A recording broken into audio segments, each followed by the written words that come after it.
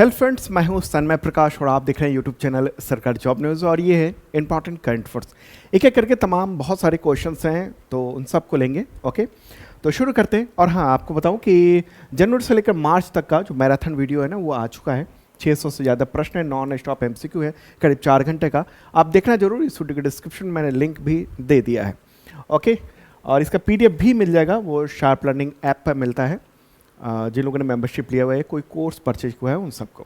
तो चलिए शुरू करते हैं और पहला क्वेश्चन, इंपॉर्टेंट प्रश्न लेते हैं। किस राज्य की प्रसिद्ध सौदागरी ब्लॉक प्रिंट को इसकी अनूठी शिल्प कला के लिए भौगोलिक संकेतक यानी GI टैग दिया गया है? आंसर क्या होगा?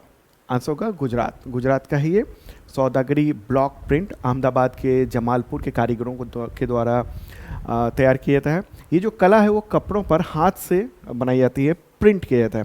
हालांकि इस तरह के प्रिंटिंग की कला आपको जयपुर में भी दिखेगी, लेकिन यहाँ कुछ खास है और इसके लिए इसको GI टैग दिया गया। ठीक है, अहमदाबाद के जमालपुर इलाके में ये ब्लॉक प्रिंटिंग होती है और ये बताया जाता है कि करीब 300 साल पुरानी ये पद्धति है। हालांकि जो आधुनिक तकनीक आ गई है उसमें मशीनरी का आगमन हुआ है, तो धीरे धीरे ये जो अनूठी जो हस्तकला है वो खत्म होती जा रही है, धीरे धीरे विलुप्त होती जा रही है। ठीक है, तो गुजरात ये रहा और गुजरात की ही ये सौदागरी प्रिंट जो कला है उसको GI टैग का दर्जा दिया गया है। ठीक है, क्या है? सौदागरी ब्लॉक प्रिंट कला को ये GI टैग दिया गया।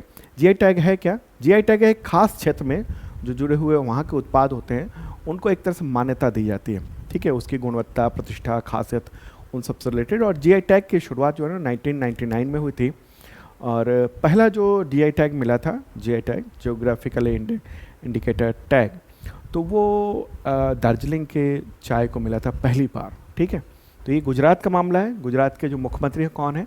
भूपेंद्र भाई पटेल हैं। ठीक है, राजधानी गांधीनगर है। चलिए आगे बढ़ते हैं, अगला क्वेश्चन लेंगे। किस राज्य के कुंभकोणम पान पत्ता और थोइलई फूलों की माला को भौगोलिक संकेत यानी GI टैग दिया गया? आंसर होगा तमिलनाडु। ये तमिलनाडु का है। कुंभकोणम पान पत्ता ये खास अपने स्वाद के लिए जाना जाता है। और थोवलई फूलों की माला, ठीक है, तो ये जो ये है वो तमिलनाडु का है और उन दोनों को GI टैग दिया गया। ठीक है, तो यहाँ पर दो तरह के क्वेश्चन हो जाते हैं, एक है कुंभकोणम पान पत्ता और दूसरा है थोवलई फूलों की माला। ठीक है, दोनों को GI टैग मिला है। और अगर बात हो कि कुंभकोणम पान पत्ता जो है वो कहाँ का है, तो तमिलनाडु के थंजावुर का है। ठीक है, और थोवलई फूलों की माला वो कन्याकुमारी का उत्पाद है जो कि काफ़ी पॉपुलर है ये जो है वो। ठीक है, तो ये केरल में भी प्रसिद्ध है। वहाँ यहाँ से मतलब इस जगह से, कन्याकुमारी से, ये जो थोवलई फूलों की माला है वो कई सारे राज्यों में भी भेजी जाती है ये माला। ठीक है, तो ये इंपॉर्टेंट बात है। एक बार तमिलनाडु भी देख लेते हैं मैप के ज़रिए। ये प्यारा भारत है अपना और ये इधर देखिए दक्षिण की ओर ये है तमिलनाडु। यहाँ की राजधानी क्या है? चेन्नई है। मुख्यमंत्री MK स्टालिन है। गवर्नर है RN रवि। ठीक है, चलिए आगे बढ़ते हैं और अगला क्वेश्चन लेते हैं। उससे पहले बताऊँ कि इसका PDF, इस वीडियो का PDF अवेलेबल है, तो शार्प लर्निंग ऐप के ज़रिए आप ले सकते हैं। वहाँ पर डेली का जो फ्री करंट अफेयर्स भी होता है, डेली आपको मिल जाएगा, तो वो देख सकते हैं आप। और इसके ज़रिए, इसके अलावा मेंबरशिप प्लान भी है दो तरह का, एक ISPC है, दूसरा बेसिक मेंबरशिप प्लान है। इन सब के ज़रिए करंट अफेयर्स पिछले 2 सालों के और अगले 1 साल तक पूरी तैयारी कराई जाती है। PDF, वीडियो, टेस्ट वगैरह सब कुछ होता है। यहाँ तक कि क्वार्टरली टेस्ट भी अब अवेलेबल करा दिया गया है मेंबरशिप प्लान के जो लोग लिया हुआ है उनके लिए। और कई सारे बैचेज भी चल रहे हैं, जैसे बिहार सिपाही चल रहा है, UP पुलिस कांस्टेबल का बैच चल रहा है, रेलवे ग्रुप D का बैच चल रहा है, राजस्थान चतुर्थ श्रेणी कर्मचारी उसके बैच चल रहे हैं, दिल्ली पुलिस का जो आने वाला है बड़ी वैकेंसी उसके बैच चल रहे हैं, और 71 BPSC का GS फाउंडेशन बैच 4 चल रहा है, UP PCS का भी बैच चल रहा है। तो जिनको भी इंटरेस्ट हो वो ज्वाइन कर सकते हैं इसमें। ओके, चलिए अब आगे बढ़ते हैं और अगला जो क्वेश्चन है वो RBI से रिलेटेड प्रश्न आ रहा है। ठीक है, क्वेश्चन ये होगा कि केंद्र सरकार ने भारतीय रिजर्व बैंक यानी RBI का डिप्टी गवर्नर किसे नियुक्त किया है, या कहें उसकी डिप्टी गवर्नर RBI की, क्योंकि ये महिला है। आंसर का पूनम गुप्ता। ठीक है, तो 2 अप्रैल को इनको अपॉइंट किया गया है डिप्टी गवर्नर के तौर पर। 3 साल की अवधि रहेगी इनकी। और किसकी जगह ली है उन्होंने? तो माइकल D पात्रा की जगह ली है। ओके, वर्तमान में मतलब इससे पहले वो इकोनॉमिक पॉलिसी थिंक टैंक है, national council of applied economic research, तो वहाँ पर डायरेक्टर जनरल के तौर पर थी। ठीक है, तो वो जो है ना यानी पूनम गुप्ता वो प्रधानमंत्री की जो आर्थिक सलाहकार परिषद है उसके मेंबर भी हैं, और 16वें वित्त आयोग के सलाहकार परिषद के संयोजक भी हैं वो। ओके, और कई अलग अलग जगहों पे उन्होंने काम किया हुआ है। ओके, तो देखिए क्या है ना कि आरबीआई जो है ना उसके एक तो गवर्नर होते हैं, उनका नाम क्या है, संजय मल्होत्रा, और 4 डिप्टी गवर्नर होते हैं। ठीक है, इनमें से 2 जो है बैंक के कामकाजी अधिकारी होते हैं और एक अर्थशास्त्री होता है जो कि मौद्रिक नीति विभाग को देखता है। चौथा जो डिप्टी गवर्नर होता है वो वाणिज्यिक बैंक क्षेत्र से भी आता है। ठीक है, तो अभी जो है ना वो ये 4 वर्तमान में डिप्टी गवर्नर हैं। गवर्नर कौन है, संजय मल्होत्रा, और डिप्टी गवर्नर हैं एम राजेश्वर राव, टी रविशंकर, स्वामीनाथन जे, और ये अभी लेटेस्ट जो अपॉइंटमेंट हुआ है पूनम गुप्ता। ठीक है, महत्वपूर्ण बात रही है। अच्छा, आरबीआई की स्थापना कब हुई थी, 1 अप्रैल 1935 को। चलिए आगे बढ़ते हैं। अगला क्वेश्चन, आरबीआई का स्थापना दिवस कब मनाया जाता है, यानी भारतीय रिजर्व बैंक का स्थापना दिवस आंसर होगा 1 अप्रैल को स्थापना दिवस मनाया जाता है। कब स्थापना हुई थी, 1 अप्रैल 1935 को। कहाँ पर हुई थी स्थापना, तो कोलकाता में हुई थी ये स्थापना आरबीआई एक्ट 1934 के जरिए। बाद में फिर ना उसको मुंबई में मुख्यालय बना दिया गया था, आर्थिक राजधानी मुंबई बन गई थी एक तरह से। फिर इसको राष्ट्रीयकरण किया गया 1 जनवरी 1949 को। अभी संजय मल्होत्रा जो है वो 26वें गवर्नर हैं आरबीआई के। अगर सवाल हो कि पहले गवर्नर कौन थे, तो वो थे सर ओसबर्न स्मिथ जो ब्रिटिश थे। अगर बात हो कि पहले भारतीय गवर्नर कौन थे, तो सीडी देशमुख। ओके, तो महत्वपूर्ण बात रही। इसका बहुत सारा काम होता है। एक तो जैसे मौद्रिक नीति निर्धारण होता है, जैसे repo rate, reverse repo rate, CRR, SLR, इन सब के जो दर हैं उसको नियंत्रित करना, मौद्रिक नीति समिति के द्वारा जो नीतिगत दरें हैं वो तय करना, मतलब कि ब्याज दरें तय करना महत्वपूर्ण बात है रेपो रेट के ज़रिए। ठीक है, मुद्रा जारी करना, जो मुद्रा है करेंसी है उसके जारी करना। जैसे आरबीआई जो है अभी 10 रुपये, 20 रुपये, 50 रुपये, 100 रुपये, 200, 500 इसके नोट जारी करता है। 2000 भी है, अभी पूरी तरह से ऑफिशियल रूप से बंद नहीं किया गया है, लेकिन एक तरह से इसको वापस ले लिया है सरकार ने 2000 रुपये का। ठीक है, ऑफिशियल रूप से इस पर बैन नहीं लगाया गया है। ओके, जैसे पहले जो नोटबंदी हुई थी तो उसमें अलग अलग नोट वापस ले लिए गए थे, ऐसा कुछ नहीं है, लेकिन फिर भी अभी 2000 रुपये के नोट मार्केट में नहीं दिख रहे हैं। ठीक है, 2 रुपये और 5 रुपये का जो मूल्य वर्ग का जो नोट है उसका अभी प्रिंटिंग बंद कर दिया गया है। हालांकि सिक्के जरूर जारी किए जा रहे हैं, 1 रुपये के, 10 रुपये के, 20 रुपये के।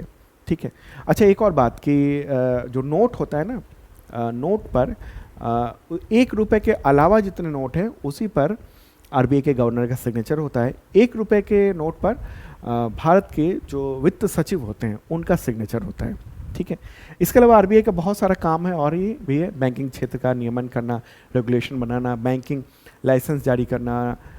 ओके, सभी वाणिज्यिक बैंक को, सहकारी बैंक को, इन सबको नियंत्रित करता है ये। और ये बैंकर ऑफ गवर्नमेंट भी है, बैंकर ऑफ द गवर्नमेंट भी है। ठीक है, तो केंद्र सरकार और राज्य सरकारों के जो बैंकिंग लेन देन है वो सबको एक तरह से नज़र रखना, देखना। विदेशी मुद्रा प्रबंधन भी इसका काम है, बहुत महत्वपूर्ण है। फीमा जो एक्ट है उसके तहत जो विदेशी मुद्रा विनिमय, भंडारण, इन सब का प्रबंधन करता है। जैसे आप अगर विदेश से कुछ रकम मंगवा रहे हैं तो वो डॉलर में या अलग मुद्रा में आता है, तो लेकिन आपके अकाउंट में तो वो रुपए में जाता है, तो कन्वर्ट करना, ये सब चीज़ें, ये महत्वपूर्ण जिम्मेदारियाँ हैं उसकी। वित्तीय समावेशन की भी जिम्मेदारी है, यानी फाइनेंशियल इंक्लूजन की। जैसे यूपीआई है, डिजिटल भुगतान है, बहुत सारी योजनाएं हैं, पीएम जन धन योजना, इन सब में सहयोग करने का काम इसका भी है। आगे बढ़ते हैं, अगला क्वेश्चन, आदित्य बिरला मेमोरियल पोलो कप 2025 के विजेता कौन है, आंसर होगा रजनीगंधा अचीवर्स। ठीक है, तो ये है नाम इम्पॉर्टेंट। तो ये जो आदित्य बिरला मेमोरियल पोलो कप है तो उसी की एक टीम है, तो तो उसी को ये अवार्ड इस बार का दिया गया है। ठीक है, पोलो कप, आदित्य बिरला मेमोरियल पोलो कप आयोजन किया गया था। ग्रैंड फिनाले था 30 मार्च को दिल्ली में, और उसी में इस टीम ने ये खिताब जीत लिया है। ठीक है, तो ये टूर्नामेंट बहुत लंबे समय से चलता आ रहा है। ओके, और उपराष्ट्रपति जगदीप धनखड़ वो वहाँ पहुँचे थे और उन्होंने ये अवार्ड दिए हैं विजेताओं को। अगला क्वेश्चन लेते हैं, कॉमनवेल्थ नेशंस की पहली अफ्रीकी महिला महासचिव, यानी अफ्रीकी व्यक्ति जो कि जनरल सेक्रेटरी बन गए, कौन है ये? महिला है, आंसर होगा शर्ली बोत्चवे। ठीक है, शर्ली बोत्चवे। ठीक है, तो ये नाम है, इम्पॉर्टेंट नाम है, ये आपको ध्यान में रखना है ये नाम। और आपको बताऊं कि 1 अप्रैल 2025 को कॉमनवेल्थ नेशंस की 7वीं महासचिव के रूप में उन्होंने काम शुरू कर दिया है। इनको इसका जो उच्चारण है ना, मोत्चवे भी कह देते हैं और बोचवे भी कई जगह आपको देखने को मिलेगा।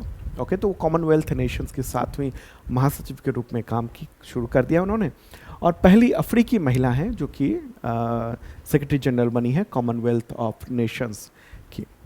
ओके, किसकी जगह ली उन्होंने? तो डोमिनिका एक कंट्री है, तो उसकी पैट्रिसिया स्कॉटलैंड, तो उसकी जगह ली है उन्होंने। ठीक है, महत्वपूर्ण बात रही। कॉमनवेल्थ ऑफ नेशंस की भी बात कर लें, इसमें 56 स्वतंत्र देश शामिल हैं। एक गठबंधन है कह लीजिए इसको, क्योंकि कभी जो देश ब्रिटिश साम्राज्य के हिस्सा थे ज़्यादातर, एक दो उसमें जो ब्रिटिश साम्राज्य के हिस्सा नहीं थे वो भी अब शामिल हुए हैं, और ये आर्थिक, सांस्कृतिक और राजनीतिक सहयोग को बढ़ावा देता है। मुख्यालय लंदन में है, यूनाइटेड किंगडम में, और इसको जो चीफ होते हैं वो ब्रिटिश सम्राट होते हैं। तो जैसे अभी जो कौन है ब्रिटिश सम्राट, तो हैं चार्ल्स तृतीय। क्या नाम है? चार्ल्स तृतीय। ठीक है, तो ये सब इसके जो है ना वो, इसके अलावा भी कई कुछ विशेष सदस्य के तौर पर भी इनको शामिल किया गया था, जैसे मोजाम्बिक, रवांडा, गैबन और टोगो, जो कि ब्रिटिश साम्राज्य के हिस्सा नहीं थे। ओके, टोटल जो है ना 56 हैं। जिसमें मैंने कहा था ना, कई बार ये पूछे जाएंगे क्या सिर्फ वही देश इसके मेंबर हैं जो ब्रिटिश कॉलोनी के हिस्सा थे? तो ऐसा अब नहीं है। ठीक है, क्योंकि जो ब्रिटिश कॉलोनी के हिस्सा नहीं भी थे वो सब भी अब मेंबर हो चुके हैं। ओके, चलिए अब आगे बढ़ते हैं और अगला क्वेश्चन लेते हैं। मूर्ख दिवस यानी अप्रैल फूल डे कब मनाया जाता है? सबको पता होगा, आंसर होगा 1 अप्रैल को। ठीक है, अपने परिवार के सदस्यों, दोस्तों, इन सबको बेवकूफ़ बनाने को सेलिब्रेट करते हैं। ये भी दिन एक अलग तरह का है। ये इसकी शुरुआत तो फ्रांस में हुई थी, फिर कुछ और देशों में, अफ्रीकी देश, यूरोपीय देशों में ये फैला, फिर धीरे धीरे पूरी दुनिया में अप्रैल फूल डे मनाया जाने लगा था। अगला क्वेश्चन लेते हैं, मियामी ओपन 2025 का खिताब किस खिलाड़ी ने जीत लिया है? आंसर होगा जैकब मेंसिक। क्या नाम है? Jacob Mensik. ये 19 वर्षीय हैं और चेक गणराज्य के खिलाड़ी हैं। तो 30 मार्च को मुकाबले में उन्होंने ये खिताब जीत लिया है। ठीक है, तो नोवाक जोकोविच जो उनके आदर्श रहे हैं, तो उनको हरा कर ये जो है ना वो मियामी ओपन में अपना पहला ये खिताब एक तरह से जीता है। ये रहा फोटोग्राफ इनका। अगला क्वेश्चन लेते हैं, प्रधानमंत्री नरेंद्र मोदी का निजी सचिव इनमें से किस महिला अधिकारी को नियुक्त किया गया? आंसर होगा निधि तिवारी। ठीक है, ये IFS अधिकारी हैं इंडियन फॉरेन सर्विस की, और काफ़ी लंबे समय से प्रधानमंत्री कार्यालय से जुड़ी हुई हैं, और तो अब इनको प्रेस सेक्रेटरी के तौर पर बना दिया गया है, नियुक्त कर दिया गया है। उत्तर प्रदेश के वाराणसी की रहने वाली है, मूलतः ये। ओके, और तो इम्पॉर्टेंट ये बात है कि इनको प्राइवेट सेक्रेटरी बनाया गया। ठीक है, वो 2014 में इन्होंने सिविल सर्विस ज्वाइन की थी, उनकी रैंकिंग 96 आई थी। ओके, और IFS इनको मिला था, इंडियन फॉरेन सर्विस मिला था, और प्रधानमंत्री कार्यालय में ये रही, अलग अलग डिपार्टमेंट उनमें। दरअसल प्रधानमंत्री कार्यालय में भी बहुत सारे काम होते हैं ना। ठीक है, जैसे कि सुरक्षा से संबंधित अलग है, मंत्रालयों को कोऑर्डिनेट करना वगैरह वगैरह, बहुत सारे काम होते हैं। तो उसी में पहले थी, ये काम कर रही थी। अब इनको चूँकि एक तरह से प्रमोट कहिए, इनको कर दिया गया है और वो प्राइवेट सेक्रेटरी हो गई है। अब इनका काम ये होगा कि प्रधानमंत्री का जो डेली का जो शेड्यूल वगैरह है उन सब को देखना, तैयार करना। ठीक है, तमाम मिनिस्ट्री है उन सब से तालमेल बनाए रखना, उन कम्युनिकेशन रखना। ठीक है, तो जो प्रधानमंत्री के जो कार्यालय है उसमें जो महत्वपूर्ण पद हैं उनमें ये भी है। ठीक है, चलिए आगे बढ़ते हैं, अगला क्वेश्चन लेते हैं। विश्व ऑटिज्म जागरूकता दिवस कब मनाया जाता है? तो वो है 2 अप्रैल को। इस बार की थीम क्या है? न्यूरो डाइवर्सिटी को आगे बढ़ाना और संयुक्त राष्ट्र सतत विकास लक्ष्य यानी SDG, तो उसको ध्यान रखना। ठीक है, ये है इस बार की थीम। ऑटिज्म क्या होता है? एक विकास संबंधित ये डिसऑर्डर है, और मतलब ये क्या होता है कि बचपन के विकास के सभी क्षेत्रों को प्रभावित करता है, जैसे बोलने, सामाजिकता, खेलने, कौशल विकास, तो इन सब में ये दिक्कत होती है। तो इसकी जागरूकता के लिए ये दिवस मनाया जाता है। अगला क्वेश्चन लेते हैं। किस राज्य सरकार ने कई जिलों के नाम परिवर्तित करके नया नाम जारी कर दिया है? आंसर को उत्तराखंड। ठीक है, उत्तराखंड ने ये मार्च में किया, 31 मार्च को ये फाइनली हो गया है। तो उन सब के नाम एक बार मैं दिखा देना चाहता हूँ। तो वहाँ के मुख्यमंत्री हैं पुष्कर सिंह धामी, तो उन्होंने ये नाम बदलने के चीज़ों के बारे में ऐलान कर दिया है। और जैसे हरिद्वार ज़िले में यानी जनपद में औरंगजेबपुर जो नाम था जगह का, उसको शिवाजी नगर कर दिया गया है। ठीक है, गाजी वाली उसका नाम आर्य नगर कर दिया गया है। चांदपुर का नाम कर दिया गया है अब ज्योतिबा फुले नगर। मोहम्मदपुर जट का नाम अब मोहनपुर जट कर दिया गया है। ये बदलाव किए गए हैं। खानपुर कुर्सली का नाम बदलकर अब अंबेडकर नगर कर दिया गया है। इंद्रीशपुर का नाम नंदपुर कर दिया गया है। खानपुर का नाम श्री कृष्णपुर कर दिया गया है। अकबरपुर फजलपुर का नाम अब विजयनगर कर दिया गया है। ठीक है, तो ये जो है वो हरिद्वार के हैं। कुछ देहरादून जिले के भी, जैसे मियांवाला, तो उसका नाम अब रामजी वाला कर दिया गया है। हालांकि इसका विरोध हो रहा है, इस खास तौर पे इसका। ठीक है, इसमें क्या है कि वो मियाँ वाला एक टाइटल है जो कि हिंदुओं की एक जाति है, तो मियाँ वाला वो अपने टाइटल में लिखते हैं मियाँ वाला। ठीक है, तो वो लोग ये कह रहे हैं कि भाई इसका नाम नहीं बदलना चाहिए था। ओके, तो ये है उनका कहना है कि कन्फ्यूजन में बदल दिया गया। अब क्या कन्फ्यूजन है आप समझ सकते हैं। पीरवाला का नाम अब केसरी नगर कर दिया गया है। चांदपुर खुर्द का नाम अब पृथ्वीराज नगर कर दिया गया है। अब्दुल्ला नगर का नाम अब दक्ष नगर कर दिया गया है। ठीक है, इसी तरह से जो नैनीताल जिला है वहाँ के नवाबी रोड, उसका नाम अटल मार्ग कर दिया गया है। पंचक्की का नाम IIT मार्ग, गुरु गोलवरकर मार्ग ये कर दिया गया है।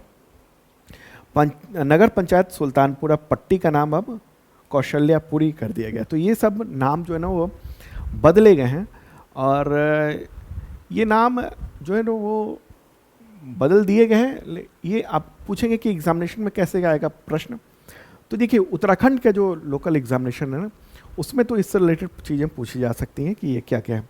हाँ, इस तरह के सवाल इस तरह से पूछे जा सकते हैं बाकी एग्जामिनेशन में, नेशनल जो होते हैं SSC इन सब के, कि भाई मार्च में किसने परिवर्तित किया बहुत सारे का, तो वो ये रहा है।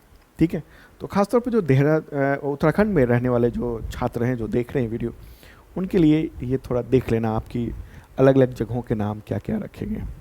ठीक है, चलिए आगे बढ़ते हैं। अगला क्वेश्चन, पुरुषों की हीरो एशिया कप 2025 जो कि हॉकी की है, तो उसकी मेज़बानी बिहार के किस शहर को मिली है? आंसर का राजगीर। या ये सवाल भी हो सकता है कि किस राज्य को मेज़बानी मिली, तो वो बिहार को मिली है, और राजगीर में जो है ना तमाम इवेंट होंगे। ठीक है, तो वहाँ पर राजगीर हॉकी स्टेडियम है, तो वहीं पर ये आयोजन होना है 29 से 7 सितंबर तक। ठीक है, तो ये आप देखिए कि इससे पहले नवंबर 2024 में महिला एशिया चैम्पियंस ट्रॉफी हुई थी राजगीर में। उसके बाद एक अंतर्राष्ट्रीय खेल का आयोजन ये यहाँ पर किया जाएगा।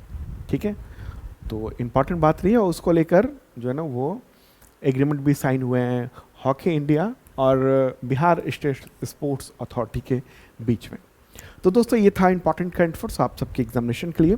बहुत सारे आप सोच रहे होंगे कंटेंट, जैसे कि प्रधानमंत्री की जो यात्रा हुई है बिम्स्टेक की, श्रीलंका में, वही थाईलैंड में, और इसके अलावा ट्रंप के ने जो टैरिफ जो बढ़ाया है, तो इन सब का जो कंटेंट है वो कल के वीडियो में आपको मिल जाएगा, तो वो भी आप देखिएगा। ठीक है, और हाँ, मैराथन वीडियो ज़रूर देखिएगा, आपके बहुत काम आने वाला है।